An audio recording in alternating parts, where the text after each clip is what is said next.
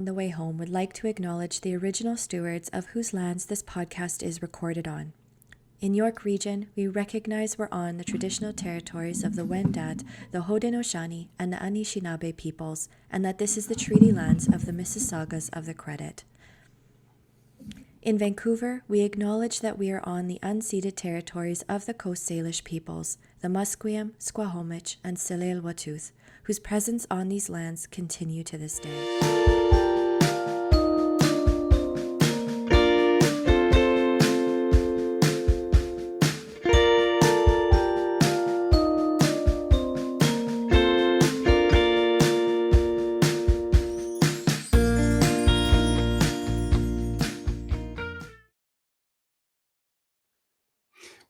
Welcome, friends of the On the Way Home podcast. I am your host, Michael Braithwaite, and you are listening to On the Way Home, where we discuss all things housing, homelessness, health, and social impact. And today's guest is Tim Richter from the Canadian Alliance to End Homelessness. They are our partner, along with Blue Door, in putting this together, and they do all sorts of wonderful things.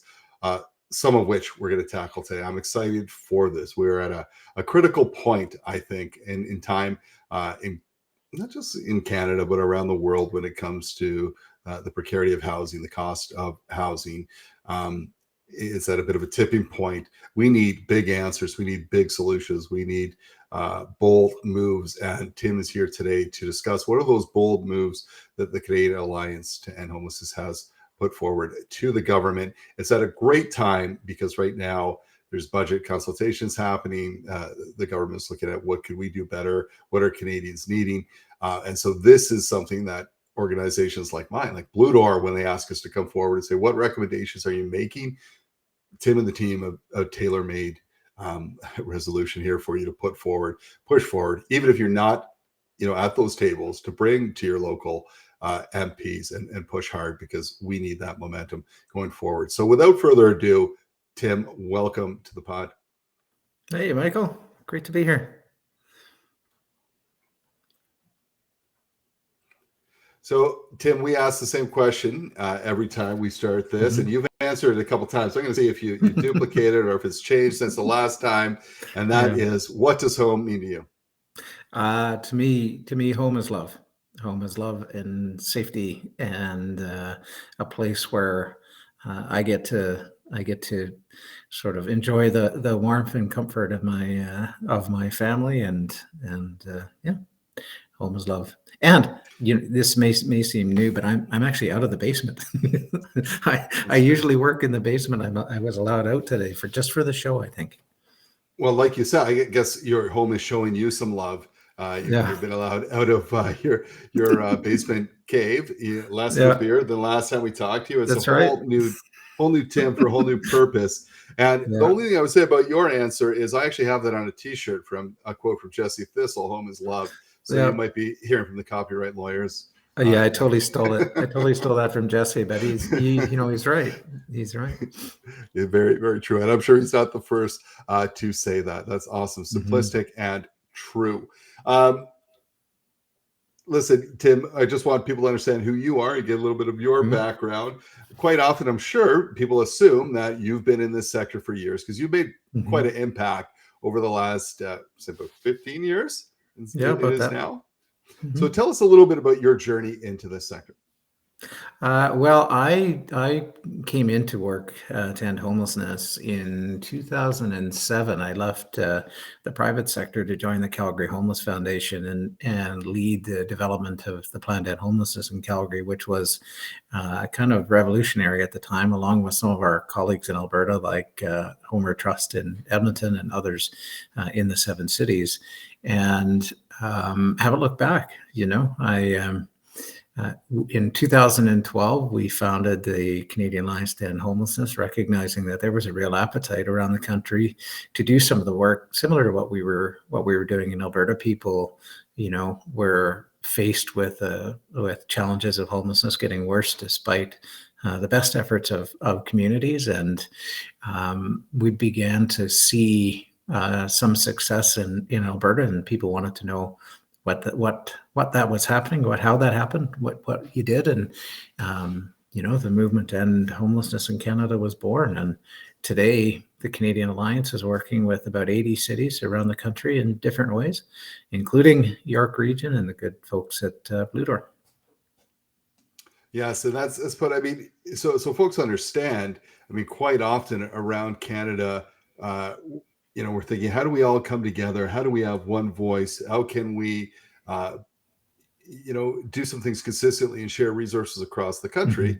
Mm-hmm. And that's not to say that's the only thing, but CAH Mm-hmm. is that voice. It does pull together, and we're going to talk about one of those pieces today. Mm-hmm. Let's talk about a couple of things they do as well. Yeah. Quite often in the intro, I talk about Built for Zero communities and the training that you do. Can you Mm-hmm. talk a little bit more about the different services that CAH does?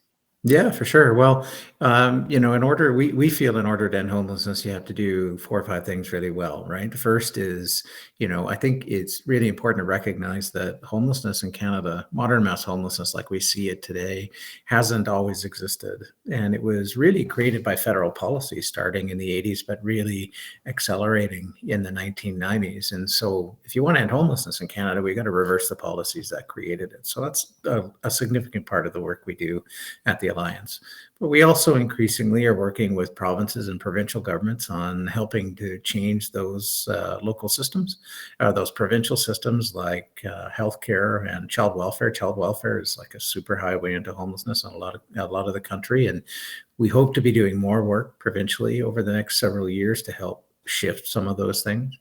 You mentioned Built for Zero Canada, so we are able to work with communities like York Region and 40 others around the country to help build an operating system for ending homelessness. We have to move federal and provincial policy, but we also have to develop those local operating systems that help build systems that are designed to end homelessness and give folks at a community level a bit of a template, a roadmap for ending homelessness, and some coaching and support to do that. We also, as you mentioned, we have a national conference, and we do a lot of that information sharing and training. And we have a training and technical assistance program that helps equip frontline workers and organizations with the skills, training, and tools that they need to end homelessness. And increasingly, we are getting more and more into the political campaigning, marketing, communication, national advocacy work. And so we know that we need to move public opinion in order to move the policy, in order to provide the supports to communities. And so we'll be doing more and more of that over the coming years. And of course, tying that all together and work we want to lean into more in the coming years is reconciliation and equity and building help, working as an ally with Indigenous communities, equity-seeking communities to address some of the conditions that lead to their homelessness, but also helping communities build equitable homeless systems coming out of this. So that's what we do in a nutshell.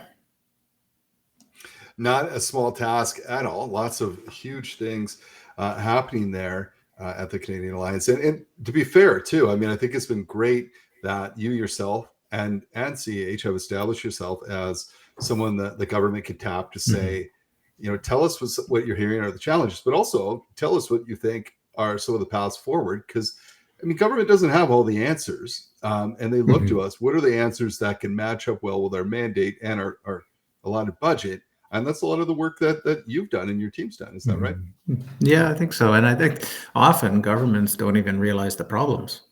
They don't see the problems. Like so much of what happens in homelessness is invisible, right? Or the people are made invisible, and the sector is working, toiling away invisibly.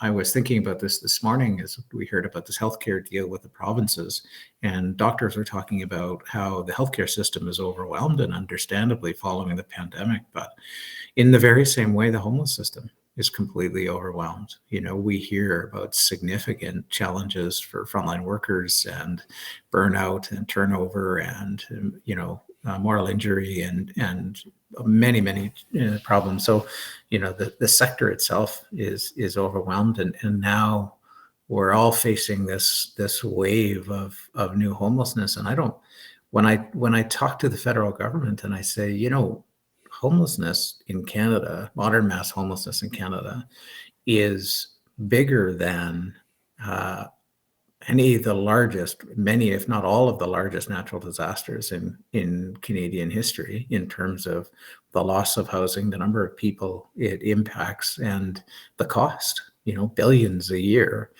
And when we think about those that lose their lives to homelessness, it would actually rank with likely the top 5 natural, or not natural disasters, top 5 most lethal disasters in Canadian history.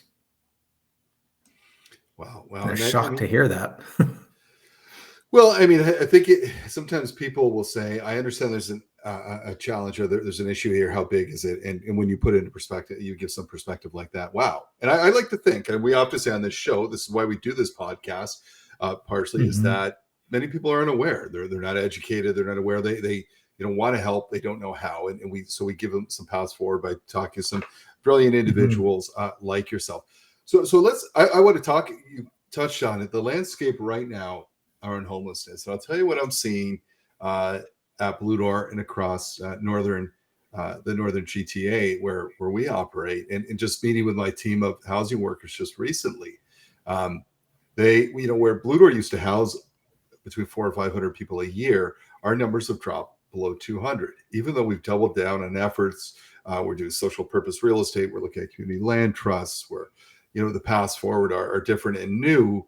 It has become increasingly challenging to move vulnerable individuals, many of which might be receiving social assistance that ranges, from maybe $700 a month. And if someone is receiving a disability income, it's about $1,200 a month. Average rent, York Region 1-bedroom apartments are at $2,000 a month. Huge gap. So it's really tough for them, as you said, which also leads to some of that burnout, frustration of not being able to help people what they signed up to do. And we're seeing that.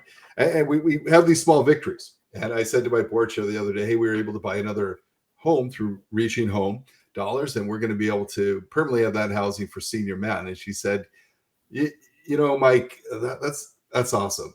But that's like 4 people. It's a drop in the ocean. What are the bigger things we could do? So let's talk about a picture. Maybe now I see where we are now. And you talked about this at the beginning of the pandemic, how this may get worse. But compared to, say, even 4 or 5 years ago, the housing landscape, that's how I'm seeing it. What are you seeing? What are your thoughts? Well, I think a lot of the listeners of this podcast are going to see it in their communities. They're going to see that, they're seeing more people in encampments, they're seeing more people in distress, or more people in, on public transit. And it just feels like homelessness is getting worse. And, in many ways it is. And I talk to people that have been in this work for 20, 30 years, and I'm hearing like it's never been this bad. But it's not just the numbers, as you described. Like, we have a wave of new homelessness sweeping the country. You look, for example, at Edmonton. So Edmonton has been a leader in this work for more than a decade.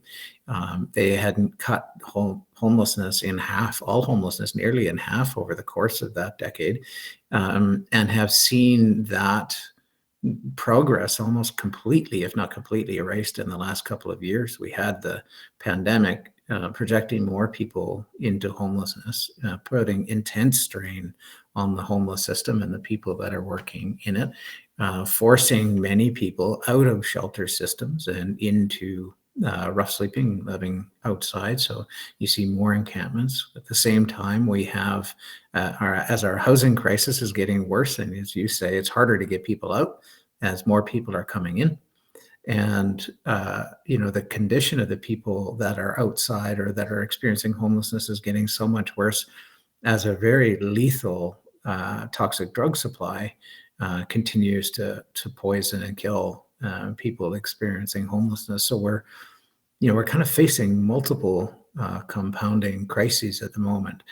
But the good news is, if we look south of the border in particular, we see that, in the United States, they're not actually seeing this wave of new homelessness we are. And then the Biden administration has been able to keep eviction rates in the United States at pre-pandemic levels. Now, there are communities where homelessness is getting better in the United States and places where it is getting worse, but overall, they're not seeing the same wave that we are, which tells you there's a solution there. There's a way to stop this wave, and that's where our idea of the homelessness prevention and housing benefit came from. And let's dig into that a little more. Mhm. We're focused, we're solution focused on this podcast too. And you're right. I Mhm. mean, this is not something that we throw our hands up and say, it is what it is. There's nothing we can do. There is something we can do, and so let's talk about this benefit. What is it? So basically, it's when we looked at what was going on in the United States and looked at different options to slow or stop this new wave of homelessness, one of the things it became apparent to us quickly is that time is not our friend. So we have to move quickly. We also know that a housing solution, like we need to keep building affordable housing and really deeply affordable housing and supportive housing and other measures urgently, but that takes time, and it would be very difficult to build enough in enough time, targeted well enough to slow the flow of people into homelessness. We also realize that 3/4 of people in core housing need are only in core housing need because they can't afford their housing. Their housing is adequate. They're in housing. We know that those in deepest core housing need, about 385,000 households who spend more than 50% of their income on rent and live in poverty, are, could keep their housing if they were provided with financial support. And we saw evidence of that in CERB, that during the CERB, those working and in core housing need were provided support, and 200,000 Canadian households were taken out of core housing need during the pandemic by the CERB. So that is good news. Unfortunately, people who weren't working didn't get any additional benefit. And so it's really the cost of living pressures now that are driving people into homelessness, as the cost of living impacts lowest income households the most, who, for you and I, Michael, our inflation rate's about 6%, because the inflation rate is measured on a middle class basket of goods, right? But for low income households, they spend 90% of their budget on housing and food, and some of the rest on fuel. And those are the things that have gone up the most, and they simply have no way of absorbing that kind of a increase. So their real inflation rate is closer to 20 or 30%. And on a fixed income, that's impossible to fix. So we know it's the income side of the equation that's driving people into homelessness today. So we came up with the idea of a homelessness prevention and housing benefit. There's two parts to it. The first part, there's two options the government could take. One is the more ambitious option, and my preferred option is that a rent subsidy tied to your income and the actual rent you pay would be given to 385,000 households across Canada who are living in deepest core housing need. And the second part of the benefit would be 50,000 housing benefits allocated or delivered through the homeless system that would help slow the flow into chronic homelessness, like use it for diversion, diverting people out of the homeless system, or accelerating movement of people out of homelessness and into housing. And we think those two measures would not only slow the flow into homelessness, but allow us to relieve some of the pressure on homeless systems and on the staff in the system, and most likely reduce chronic homelessness over time. Yeah, you kind of touched on it, and I'll say this too. In talking with Neil Hetherington, who runs Daily Bread Food Bank here in the GTA, and their Who's Hungry report, we've had him on here a few times. It's to your numbers. People who are using food banks have $8 left over after paying for housing a month. Black and Indigenous communities, $6. Right. So you're right. Absolutely, they can't absorb. There's no cushion there. They can't absorb this. They're hurting the most. I love this benefit where it's going. You touched on it a little bit, but why do you think it will work? Is it proven somewhere else, or is this? What's the data behind it?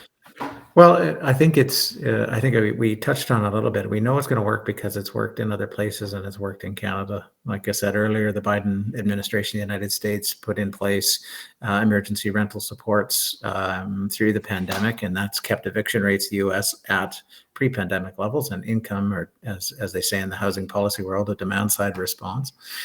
We also know here in Canada that it has been the CERB has been effective in cutting core housing need, or was effective in cutting core housing need, about 200,000 households. And we know from experience in Housing First and other work in the homeless system that income supports can dramatically reduce the incidence of homelessness and help people leave more quickly. So there's evidence from all over the world. And if you look at jurisdictions like the UK or Europe, where they have more generous housing benefits, they have much, much lower incidence of homelessness than we do in North America. Wow. And what is the response? So you put this out in January. What has the response been so far? What have you heard? Have you heard positive talk from government, or has it fallen on deaf ears, or? Well, we've had extensive conversations with folks at the officials level, that work through some of the technical details of policy, and I think there's some interest and support there. But really, the ball is in the court of our political level of government and the decision makers who have to allocate funding to different measures. I've had some positive response from the government and from opposition parties saying this is an interesting idea. But now I think comes the hard part of convincing them, because you can imagine leading up to a federal budget, there are 1 million people just like us going to the feds to say, you really need to spend money on X or Y or Z. This is an urgent priority. So the work now is really making sure that this is top of mind at a policymaking level, at a political decision-making level.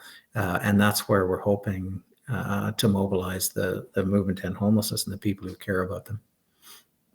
And I think the people that care, I think that has grown over now, partially because housing has hit the middle class, or like it used to be just, but it's affect more and more. I mean, you can't daily, you're reading about homelessness, you're reading about housing. Quite often, unfortunately, the only talk, especially in Ontario, is around supply, not affordable supply, but yeah, it's. I think there is some groundswell around this. People are feeling that pinch. I mean, I think one of the things that when you mentioned contributing or putting the pressure on housing homeless right now too is it's wonderful that we're have a great newcomer strategy and we're bringing in people around, support the labor force. But the big question is where are all these individuals going to live, and the strain that it then puts on the housing system. That's new too as well.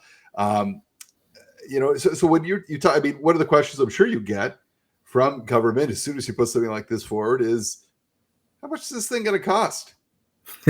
Well, that's part of the analysis we did in the benefit, and partly why we gave options. But we think the cost of this would be about $1.5 billion to $3 billion a year, depending on the design. But we also know, and I think you'll know this too from your experience, that it'll be far more expensive to try and fix this problem after it's happened than try to stop the problem from happening in the first place. By the time people land in the shelters, they come to Blue Door, they're starting to use the healthcare system a lot more. They interact much more with social services and systems like police, courts, and they folks begin, homelessness today, before this wave of new homelessness, like in 2016, was costing $7.5 billion a year, just as it got worse. And you can guarantee as the numbers increase, the costs increase.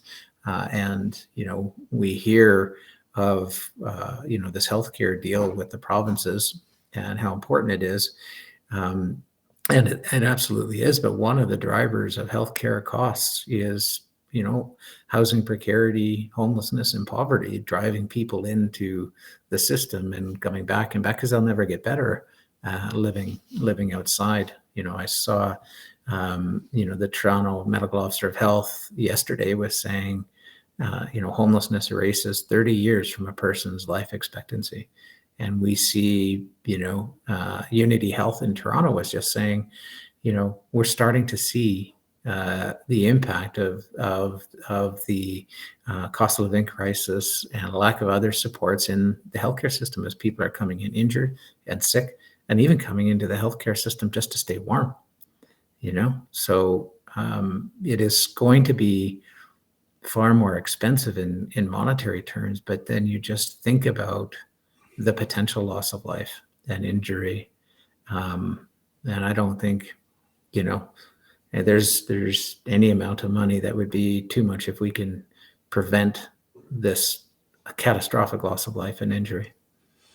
Yeah, agreed. And I've been reading about, I think it's St. Mike's in Toronto. They've now got a team of people because their ERs are filling up with people experiencing homeless, unhoused people that are calling around 311, trying to get answers, and patching it up. And I think part of the problem, Tim, is we spend all this money, all these years on just this patchwork of crap, like stuff that basically gets us to good enough or scraping by so people don't die, and we got to stop focusing on the good enough, and let's make sure. One of the challenges we're going to have Lalani and Diana Chan McNally on to talk about this. Well, there's the landmark case on Ontario Superior Court around encampments, and why everyone's like, amazing, we can't shut this encampment down. Part of the fear of that too is, does that start to become a good enough solution where people accept that encampment? Like, oh, okay, we're good with this. We'll just get a better tent, a better sleeping bag. We'll start putting up makeshift stuff in a field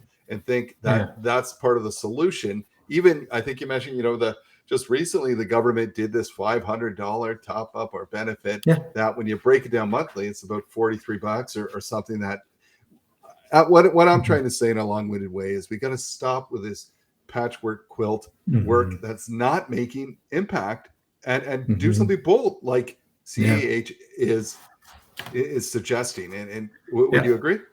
Oh yeah, well, and I think there's we're also running into dangerous territories here. I'm looking forward to listening to Diana and Leilani on this, because they're exactly right. Not only did it take a court decision to say that people experiencing homelessness deserve the very basic human right of right to life and liberty and security of the person, right? Like, we had to go to court to guarantee to get a judgment to say that they deserve that. But now, like you say, is that going to be good enough? And on top of it, one of the things we see across the country, and we start to see in the discourse on homelessness, is, geez, there's a lot of people out here that are struggling with addiction and mental illness. Let's just bolt together in a treatment program. We don't want to do harm reduction, but we're going to push a treatment program and create more mental illness. And that to me is has been proven an ineffective response to this. Time and time again, proven here in Canada. Yes, we need more addiction treatment. Yes, we need more mental health support. But if a person's not in housing, how do they recover from addiction? How do they recover from the trauma of the life that led to addiction? How do they, improve their mental health when they're living under a bridge? It's really challenging to do. And ultimately, if you want to if you want to help address mental illness and addiction, for people experiencing homelessness, we need to be looking at housing first and providing that support. Homelessness is not caused by mental illness. Homelessness is not caused by addiction. Homelessness is caused by a lack of affordable housing and poverty and policy that created that systemic breakdown. Yes, you're right. We said time and time again on this podcast, it started with policy. It's got to end with better policy. That's the work that you and your team and many, many others across the country are pushing hard, because if that doesn't change, we'll just keep slapping Band-Aids on a huge problem, and they will not hold, right? So let's get back to the benefit. How can people support this? What can they do? What can we do as a sector? What can listeners do if they want to support, if they want to find out more information, first of all, but also if they want to help push this forward, because we need the groundswell? Yeah, for sure. Well, ultimately, what's going to decide this is people calling their members of parliament, calling the government to say, this, we really need to put this benefit in place. We really need to spend the money as Canadians to help our neighbors weather the storm of inflation and the recession that'll surely follow. So this is a problem that'll be with us for some time. So there's a number of things people can do. One is go to our website, caeh.ca. You can find the information on the benefit there. Sign up to our mailing list, our newsletter, and you'll be connected to opportunities to write your members of parliament, post on it, send op-eds, things like that to help us get cards and letters out to all of the decision makers that make sense, that will support this or need to support this. I think we need to also be talking to our colleagues and neighbors about it. So, reach out to your friends, reach out to folks on Facebook, on Twitter, ask them for their support, to do this. If you are working in the homeless system, let's see if you can get your agency like Blue Door to endorse it or to write a letter to your mayor, your premier, and the government of Canada. And, I think people will sit back and think, well, what can I really do? How can, I can't, I'm just one person. How am I going to influence politics? And, I don't really like politics. I don't want to talk to my MP. I don't feel, good about it. But I think it's really important to understand that as a movement and as a sector and as people who care about their neighbors and people who care about others experiencing homelessness, we have real political power. We can have real political power. We did a poll during the pandemic and a national poll, and we realized that over 36% of Canadians knew somebody who had experienced homelessness or had experienced it themselves. Well, over 1.6 million people, according to this poll, will have experienced homelessness in their lifetime. 5% of people, that's 5% of people who responded to the poll. Another 11% had a family member who experienced homelessness, and another 20% knew somebody who'd experienced homelessness. Now imagine if 36% of Canadians all lined up and said to the government, even a portion of them all wrote a letter to the Prime Minister, the Minister of Finance, and said, we need a homelessness prevention and housing benefit. If that many people, even a significant percentage of them, all wrote to their MPs, all phoned their MPs, policy would change. Guarantee it, because even smaller groups of people are able to move big things in public policy. And we've got a couple of really successful examples. So. Yeah, and you guys have done it before. When I read the Vote for Housing campaign, housing did not start off as one of the main pieces to the federal election, but it became one. I think it was in the top 3, if I'm not incorrect. And that's the groundswell. That's the power of exactly what you're talking about. And I mean, when you say 36%, I'm thinking of what was the actual turnout for the federal election? About 39. Yeah. So it's now it's about 50%, 60%. Yeah. But still, when you think of 36%, that has some power, people. So let's get to it. Let's do this. Let's take the minute it takes. I know I've done that. Blue Door will do that. And I think the politicians around in York Region, we have 9 mayors who are saying, tell me what to do. What can I do? What can I push forward in your budget submissions? I know we've been called up to ask about, hey, what are your ideas? We're just pulling this right from, and it's a brilliant report. Listeners, if you go to the website, you'll see this is not a day or two a thought of Tim Richter's mind, that this is well researched and put together. It's a great report. Share it widely, and so you can send that out. And this is a very tangible way to be part of the solution. We need big, bold ideas. This is one of them. And I don't often do this on this pod, but push this forward. We're seeing it on the front lines day in, day out. We need some real measures that are going to make a difference. income matters drastically. Mhm. Affordable housing matters drastically. You heard it from Neil Hetherington, who's been on here. We don't need more food banks. Right. There'd be no need for that if Mhm. we had income Yeah. supports and we had truly deeply affordable supportive Yeah. housing of many different Okay. kinds. Well, then I think it's important to realize that we've done this, as a sector, we've done this before, and this was even long before the Canadian Alliance was around. But, the national housing strategy that we have today, for its strengths and its weaknesses, was really the product of advocacy that began in Toronto with the Toronto Disaster Relief Committee 30 years ago, right? That created National Housing Day, which demanded from then a national housing strategy. And that was put into this current government's campaign platform in 2015. Since then, as a sector, we've been successful in securing a legislated right to housing, which would be unheard of 10 years ago, even 5 years ago.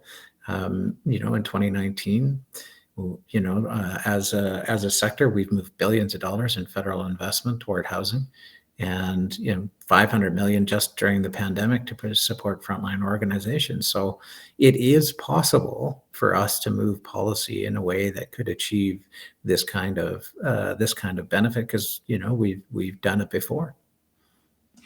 What do you say to the naysayers, Tim, who say, hey, you're right. You have moved billions into this. You have done this. We've seen this. We've got this right to, and the needle hasn't moved. In fact, it's slipped backwards a little bit, where we're seeing a greater Mhm. need. So maybe this isn't an approach. And that's a bit of the fear I think you and I have talked about Sure. before. People say, not working. Let's go back to Mhm. bootstrapping it. Thoughts around that? Mhm.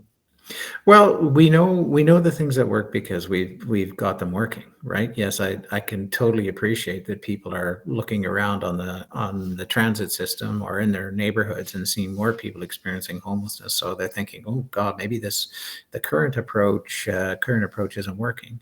We're working with 10 cities around the country that have all achieved measurable reductions in homelessness. We have two that have ended homelessness, one that ended veteran and one that ended chronic homelessness, and we've got many others that are kind of on the bubble to achieve, especially on homelessness for veterans.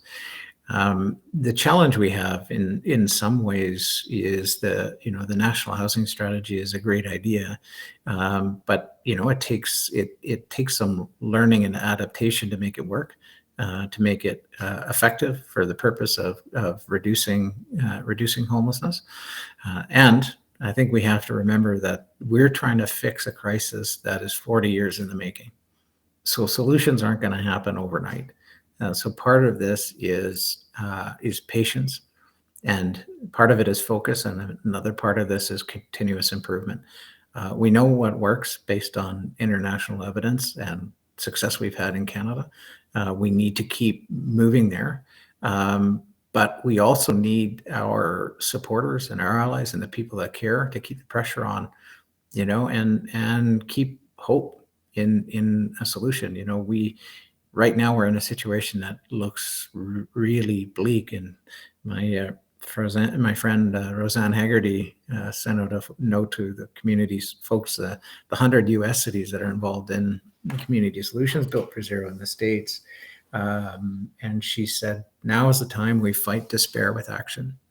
And one way we can take action is to reach out to our members of parliament, push housing benefit, a solution that we know works and has been effective in stopping the growth of homelessness in the United States, and effective in reducing homelessness here in Canada and other places. And continue to just keep pushing, fight despair with action, and keep the hope in that solution alive. Keep the embers of that hope alive. Well, listen, we've seen bold action in the last year, both in childcare, Yeah. striking agreements. We've seen that where they said, hey, we need big change across the country. Childcare is essential to Mm-hmm. Canadians. Then we've seen it just recently with healthcare, which is, again, Yes. amazing, great. We need that same kind of care where we're striking big agreements on Yes. this housing benefit with all the provinces. So it can be done on a Yes. large scale. And I think that's what we're looking for here. Yeah, absolutely. It can be done, and the consequence of not doing it is far greater than the consequence of doing it. I mean, or the cost for sure. Like it's just we are capable of big things. We are capable of solving this problem, as you say, but we need the support from voters and Blue Door listeners, or on the way home listeners to do it. Awesome. Well, listen, Tim, a huge vote of gratitude to you and the team at CAEH for all you do, but for putting this together. Hey, you're showing us the way forward. It's up to us now to pick up that mantle, push it forward with MPs, and make this a reality. So thank you for that. Thank you for all you Thank do you. and for your time today coming on the podcast. Thanks, Mike. Thank you, everyone. And I tell you, folks, that on this podcast, we talk about education, we talk about awareness. Today, we've been educated on something that has been proven to work. That is not just another band-aid. This is a big-time solution.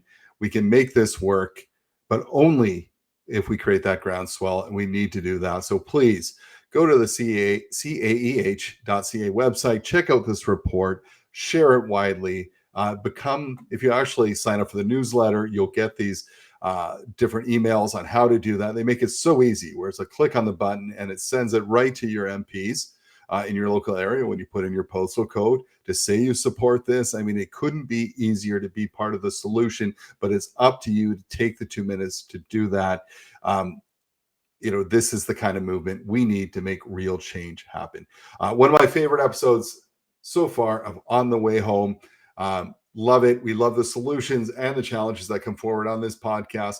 Each time we're going to continue to bring them forward to you. So we'll see you next time on The Way Home.